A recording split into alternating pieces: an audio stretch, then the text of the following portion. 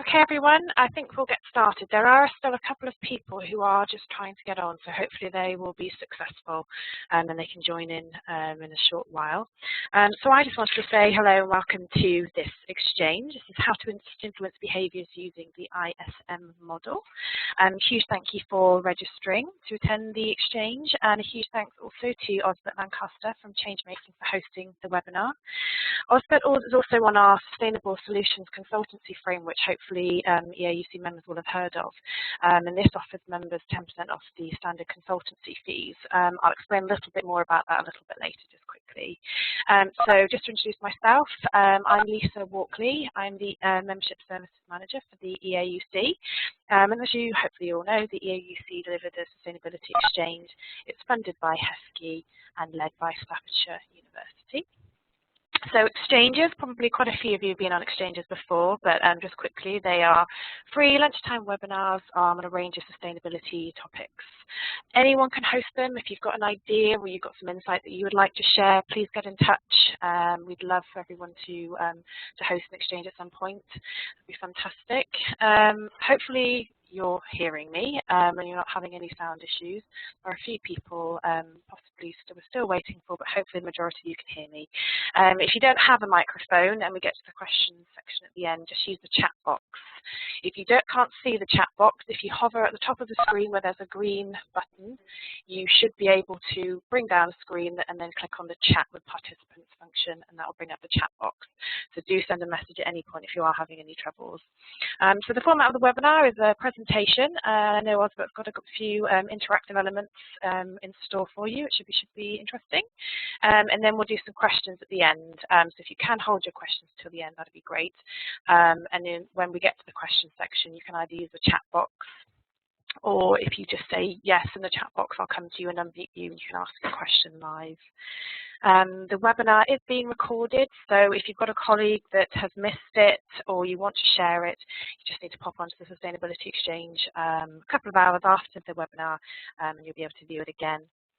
We'll also be sending you a short survey just to see how you feel the webinar went and to capture any other ideas you might have for webinars in the future.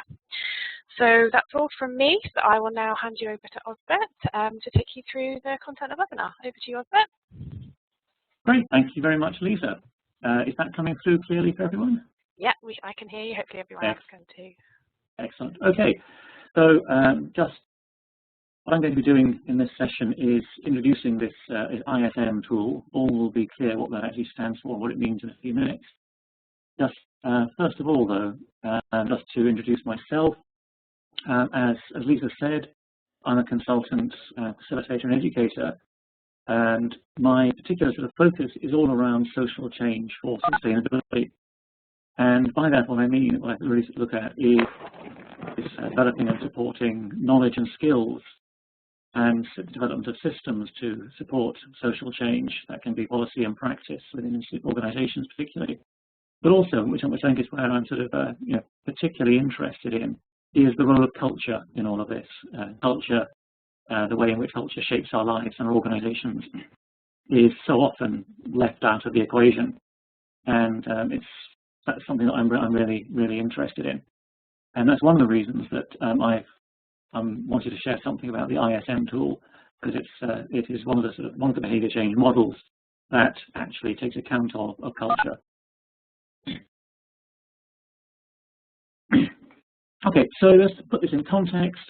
ISM stands for individual, social, and material, and it's a model, a model or a tool rather to support organisations looking at developing behaviour change approaches. It's been developed by an independent consultant and researcher called Andrew Darnton. He's done a lot of work around behaviour change, and he's particularly doing a lot of work for the Scottish Government. And this particular model grew out of a big piece of research done by a number of academics called the International Review of Behaviour Change Initiatives, which looked at over 30 case studies of behaviour change initiatives across the world and tried to understand what makes them work or not, and what can be learned from that in order to influence policy.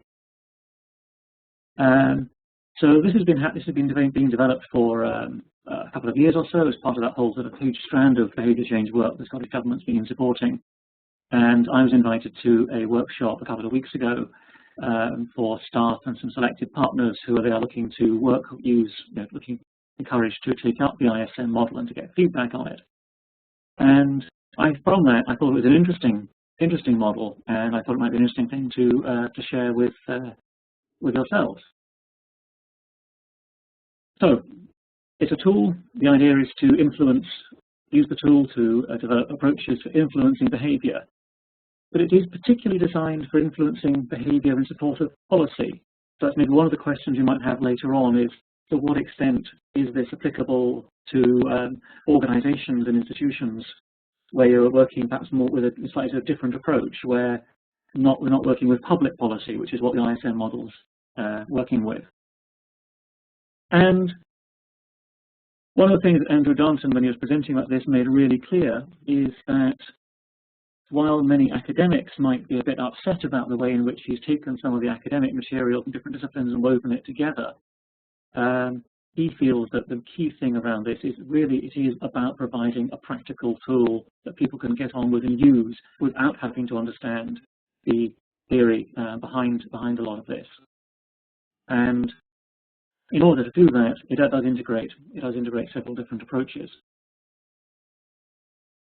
So the tool draws on behavioural theory that comes from several different academic fields, and some of these books will be examples of some of the disciplines that have informed it, but particularly behavioural economics. The book Nudge has become increasingly and incredibly, very, very well known. It's been very influential in the cabinet, in the Conservative Cabinet Office. Social psychology, which is probably where I feel most comfortable with a lot of this material. That fits very much with the work around common cause that some of you may be aware of, and I'm very involved with. And then the third area that draws on particularly is sociology.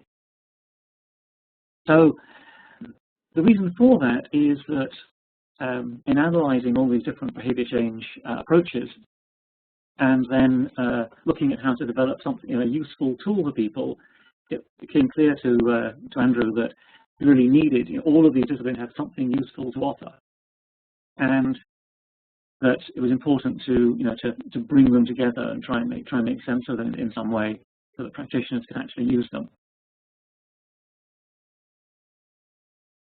So this one slide really is the model. I'll go into it in a bit more detail in a second, but essentially what it's doing is saying that if we are thinking about or looking to try and change behaviours, there are three different contexts we need to take account of. First of all, there's the individual context. So that is the factors which held by individuals that affect the choices they make and the behaviours they do.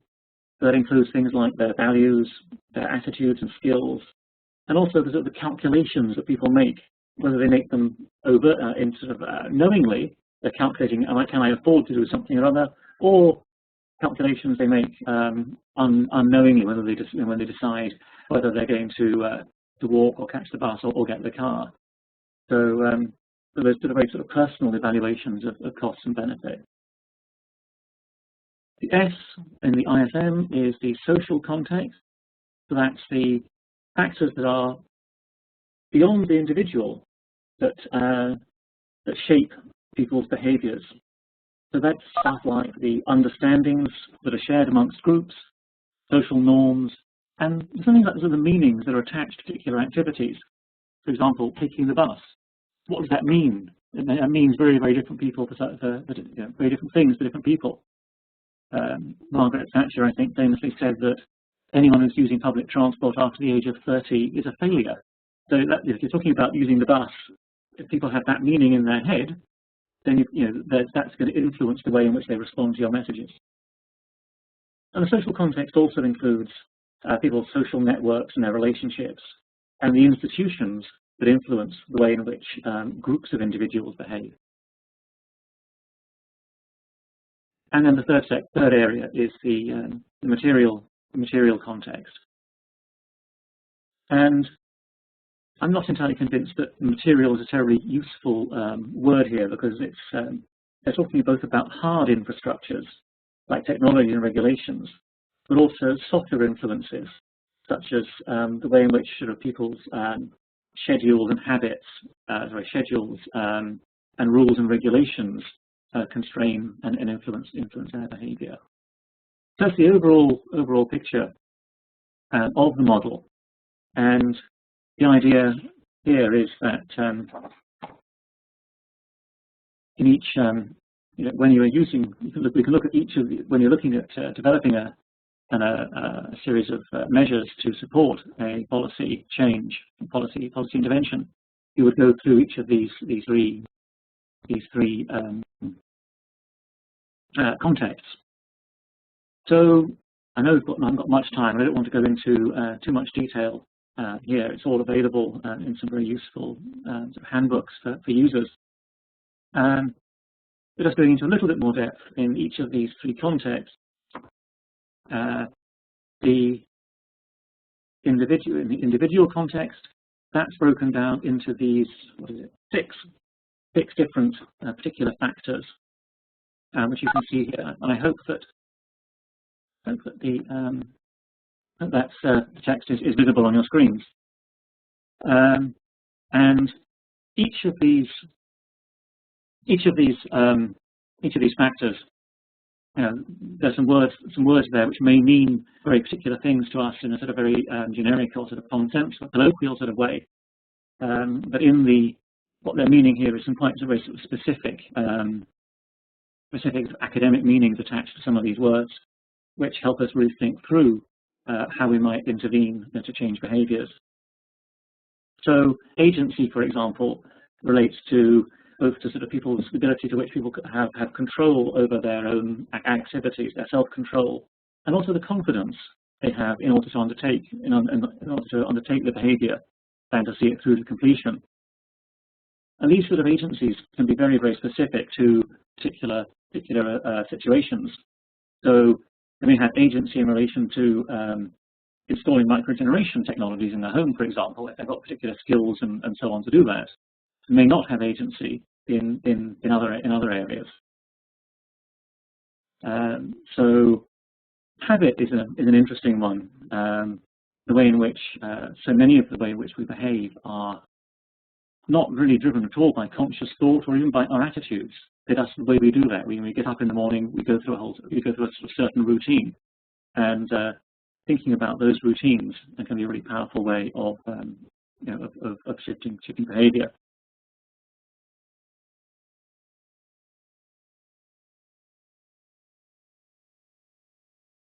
And again, in the social, a range of different factors here, and again,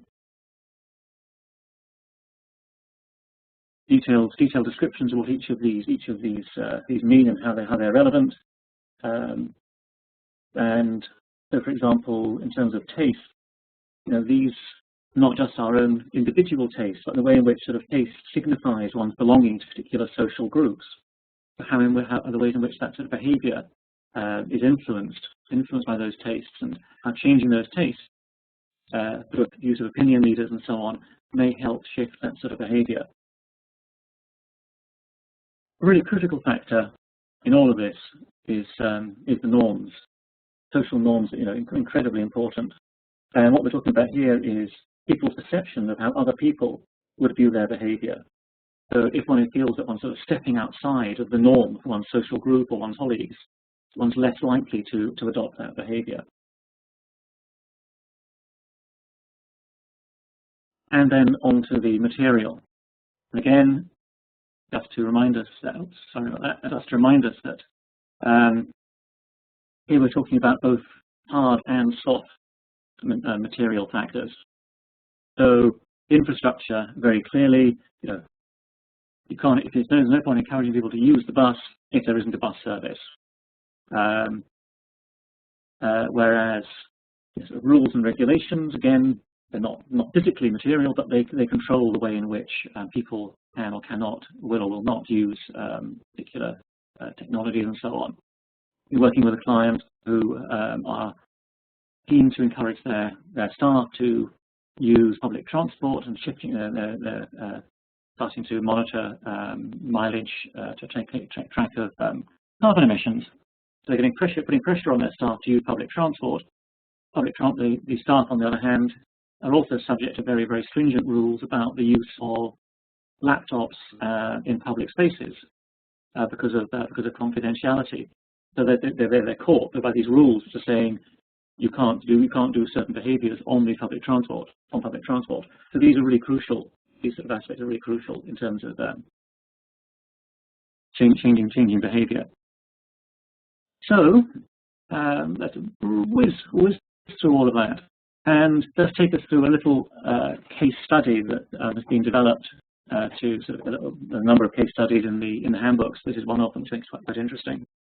Again, we can see here that this is the case study is about tackling mobile phone use while driving, and so this is obviously sort of very much sort of a policy, a government public policy issue. Again, you might think about how this sort of relates to your situation. But in terms of using that model, we can say, okay, so in terms of the individual, what are some of the things we need to think about? And you wouldn't necessarily need to go. You might go through all of those issues and say, is this relevant or not? The most likely thing is you'll highlight there are some particular things here which are very relevant to this situation. And in this case study, the idea of the sort of costs and benefits issue was particularly important, and the idea of, sort of changing people's habits. That's the individual. Thinking about social norms and meanings in this case. So the norms about what does it mean? How can we make using mobile phone while driving socially unacceptable? What does it actually? It's thinking that through, particular messages and approaches that one might use to do that. And again, it's like this concept of meanings, I think, can be really powerful. The idea of the car as a personal space. People don't like being told what they can do in their homes or in their personal space. Can we think that through in terms of actually, because you're in a car where you're in a situation where you're putting other lives at risk, it's maybe not such a personal space as we normally think of it. And then the material. And here the material is not about the infrastructure such as mobile phone masts, it's about time and schedules. Thinking through the ways in which people's work and so on is structured and how that may affect the way in which they use mobile phones while driving. So quick whiz through one case study. There are some others in the handbook which might be interesting. And that was the model. In terms of how one might actually then do something with it, the suggestion. Can I just check, Lisa? Is this text visible on your screen? Okay, or will I need to read this out? I can see it okay. The blue on the white is fairly difficult to see, but I think everyone hopefully should be okay. Okay. Yeah. Right. Okay. So I just lifted this from the from the handbook rather than redoing it for the PowerPoint. So the idea is that this model can be used very very straightforwardly, and can use this as a way of structure. This is the idea of using this as a structure for a workshop or a series of workshops. And the key messages in this are that, like in so many cases with this sort of work, you need to really target and really be clear what the target behaviour is. What specifically are you trying to change? It's not about just helping people be greener or more environmentally friendly. What specifically do you want them to do differently? Being really clear about that.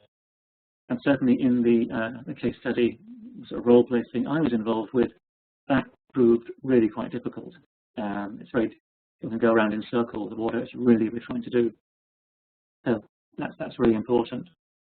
The second point is bringing together a good mix of people who bring both bring a bit of depth of different different understanding, different experiences of the issue you're trying to tackle, and can bring different perspectives to that. So in our sort of context of a university or college, that would be about bringing together people from different parts of the institution, whether that's students, new students, older students, academic staff, non-academic staff at different levels, external people, other stakeholders, and bring some very different perspectives to that group. Secondly, in that workshop, then introduce the ISM tool so people know what they're working with,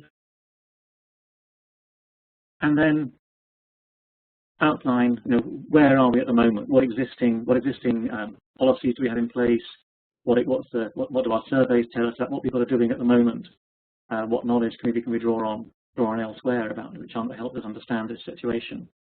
And then fifthly, start mapping out the target behavior using the ISM tool. So looking at those different factors on the ISM model, how might these issues affect, influence the uptake or not of this behavior we're trying to change. And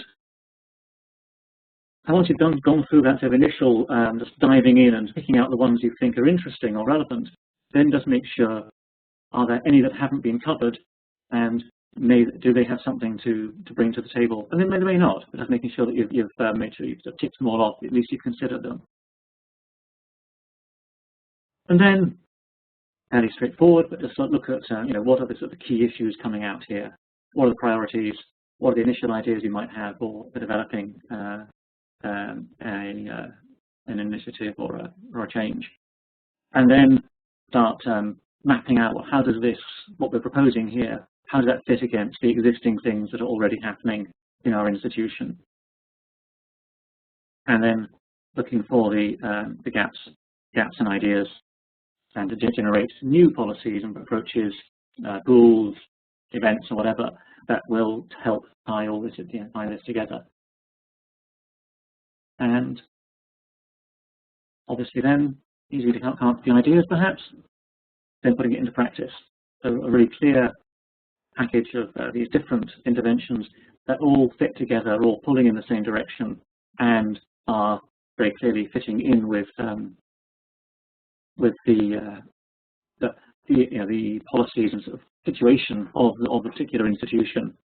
There's no point in putting these things in practice if they're going against the grain of what the existing policies and practice are.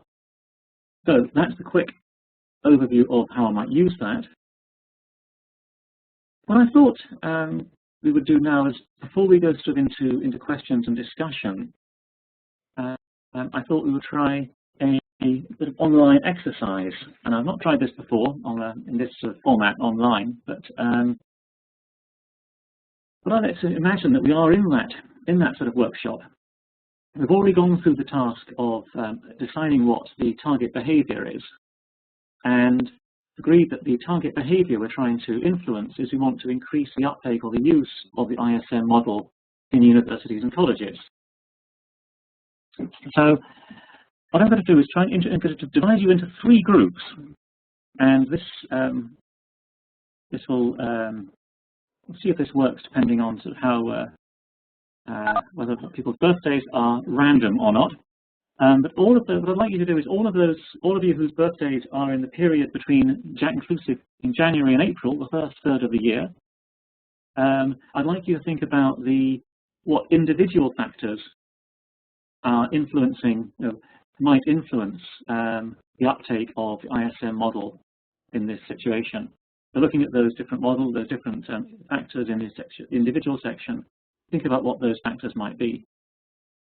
For those of you born in May through to August, look at the social factors, and the rest of you from September to December, look at the material factors.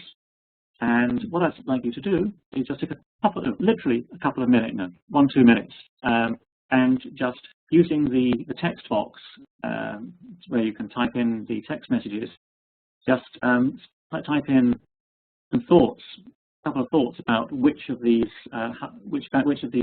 factors would be relevant and why to the uptake of the ISM model in higher and further education institutions. So I hope that's clear. If, well, I'll start looking at the text chat now. If it's not, ask any questions there, and we'll go for it. Okay. Great, thanks, Osbert. The only thing I would say is when you are putting in the text box, please make sure when you select send to, you send to everyone, because I think it automatically defaults to come through to me. So we want everyone to be able to see your comments and questions. So if you don't know where the chat box is and you can't see it on your screen, go up to the top of the screen where there's a green box. It'll come down and you'll be able to click the chat box and it should appear on your screen. So if you can do that now, and likewise if you do have any questions you'd like Osbert to answer while you're all considering his task, then please do send that in the chat box, or again just say yes and I can unmute your microphone. So over to you.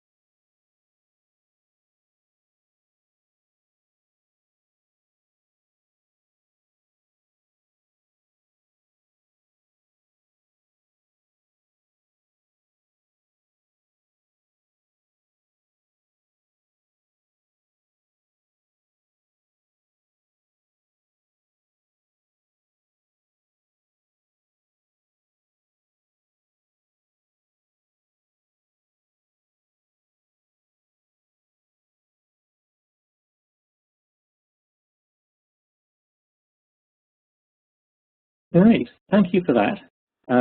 This is really, really weird at this end. If we were in a workshop, you would all be around tables and sort of I would have the confidence that I could hear people buzzing and chatting as they were sort of doing their brainstorming on the sheets on the table or something.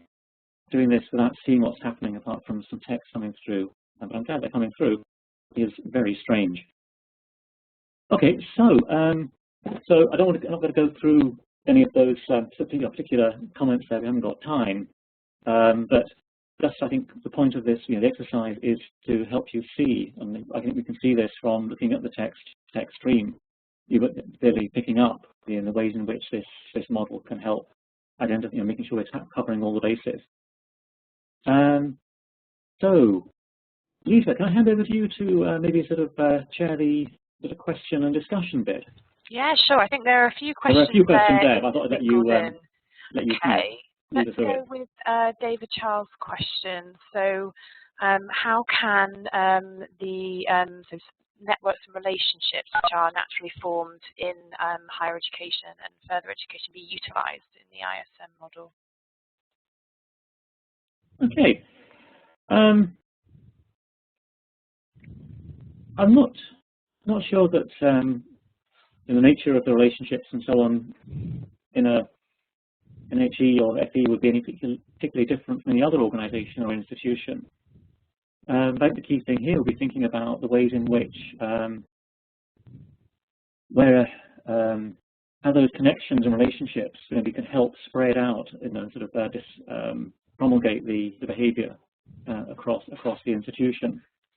So you thinking through the social capital. If you have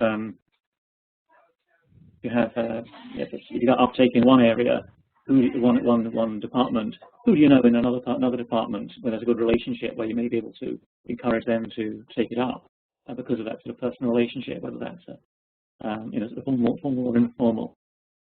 David, you want to come on? Can you put a mic? You want to come online and expand on any of that? Unmuted you, David. So if you do have a mic, feel free to talk. If not, the message box. Guessing you don't have a mic. Silence. Anything else you want to add, Mike? Or clarify? We let him consider that and put something into the box. Yeah. We'll go to Tom's question. Do you use the mind space model when working with groups of individuals? Personally, I don't. I find it quite. I think it's a useful, can be a useful approach. Sort of to make sure you're covering certain issues. But it's I've got nothing against it. I work a lot with it's a common cause approach, which is a very much a values-based approach, so starting from quite a different place from Mindspace. I think I remember at the workshop about ISM, Andrew Darnton was saying that many of the issues that are picked up in Mindspace also come through here, along with some other models as well. This ISM very much integrates those things. Okay, great. Tom actually had another comment there, just stating the use of the word greening and how you've used a focus on individual behaviours. Is there any kind of reason why you've done that way? Because he notes that it's easier to measure. Yeah, I think most approaches to changing behaviour would say that you really need to be clear exactly what it is you're trying to achieve. If you're asking people to reduce energy use in their office, well, what does it actually mean? Are you asking them to turn off their computers or turn off the lights or turn down their thermostat? I think that can be really powerful in terms of focusing one's mind on what you're actually going to ask them to do, and designing interventions which are really going to make a difference. Because very often some of the things people will actually do will they may be doing things which have a very minimal impact because they don't realise that another activity is actually having a much bigger environmental impact. I think it's really powerful. I think there is a slight danger of that one can get so focused on individual behaviours that one doesn't think about the bigger sort of social sort of attitudinal culture that exists. And so I think they go hand in hand. But then there's a bigger conversation I think to be had about how you get that balance in individual behaviours and sort of cultural change. Obviously very closely related, but definitely worth thinking about.